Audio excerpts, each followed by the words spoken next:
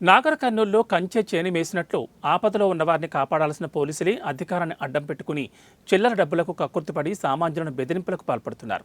కొత్త సమస్యలను సృష్టించి వారిని ఆపదలోకి నెడుతూ ఆత్మహత్యాయత్నాలకు పాల్పడేలా వేధిస్తున్న కొందరు కానిస్టేబుళ్ల భాగోతం ఆలస్యంగా వెలుగుచూసింది.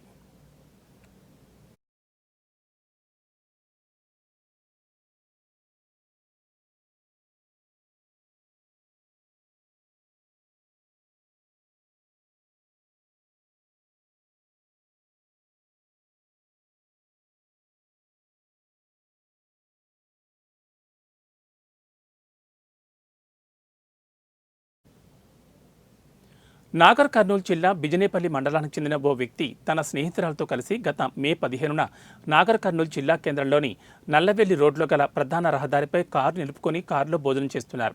దీంతో విధుల్లో ఉన్న ఓ కానిస్టేబుల్ ఫోటోలు తీసి కారును అభ్యంతరకర స్థలంలో నిలిపారంటూ కారులో ఉన్నది ఎవరు అంటూ గద్దించి వారిని కొత్త చట్టాల పేరుతో భయభ్రాంతులకు గురిచేశారు.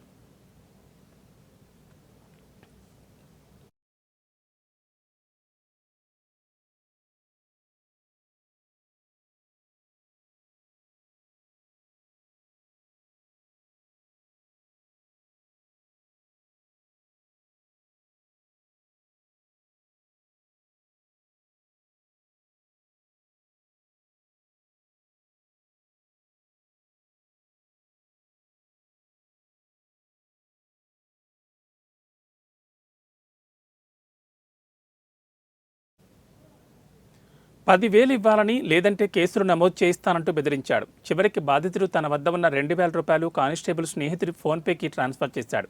అనంతరం కొద్ది రోజుల క్రితం ట్యాబ్లో తీసిన ఫోటోను మళ్లీ చూపెడుతూ బిజినేపల్లి మండలంలో నివాసముంటున్న అదే పోలీస్ స్టేషన్ పరిధిలో పనిచేసే మరో కానిస్టేబుల్ బెదిరింపులకు పాల్పడ్డాడు.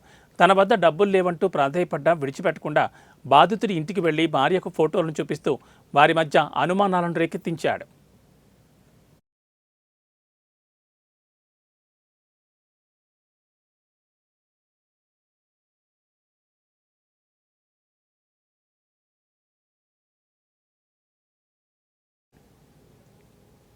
ఇప్పటికైనా డబ్బులు ఇవ్వాలని లేదంటే సోషల్ మీడియాలో ఫోటోలను పెడతానంటూ బెదిరించాడు. చివరికి బాధితుడి భార్య పురుగుల మందు తాగి ఆత్మహత్యాయత్నానికి పాల్పడింది. అనంతరం భర్త కూడా ఉరివేసుకుని ఆత్మహత్యాయత్నానికి పాల్పడ్డాడు.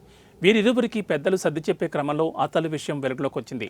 ఈ సంఘటనపై ఎస్పీ వైభవ్ గైక్వాడ్ రఘునాథ్ విచారణ జరిపి ఇద్దరు కానిస్టేబుళ్లు గడ్డ రామచంద్రయ్య, చిన్నయ్యలను సస్పెండ్ చేస్తూ ఉత్తర్వులు జారీ చేశారు. చిన్నయ్యకు ఈ వ్యవహారం పట్ల సంబంధం లేకపోయినా డ్యూటీలో ఉండడంతో సస్పెన్షన్ వేటు తప్పలేదు.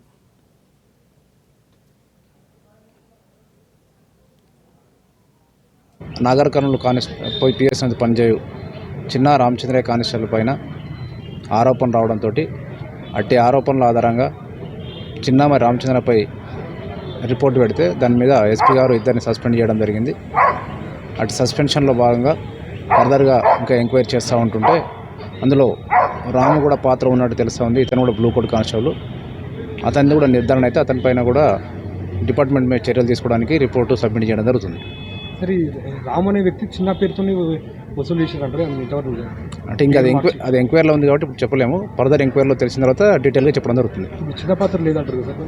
అది ఎంక్వైరీలో ఉంది. ప్రస్తుతానికి అతని మీద రిపోర్ట్ పెట్టాము. అతని మీద అయితే డిపార్ట్మెంట్ యాక్షన్ తీసుకున్నారు. అది ఫర్దర్గా మనకు ఎంక్వైరీలో తెలుస్తుంది.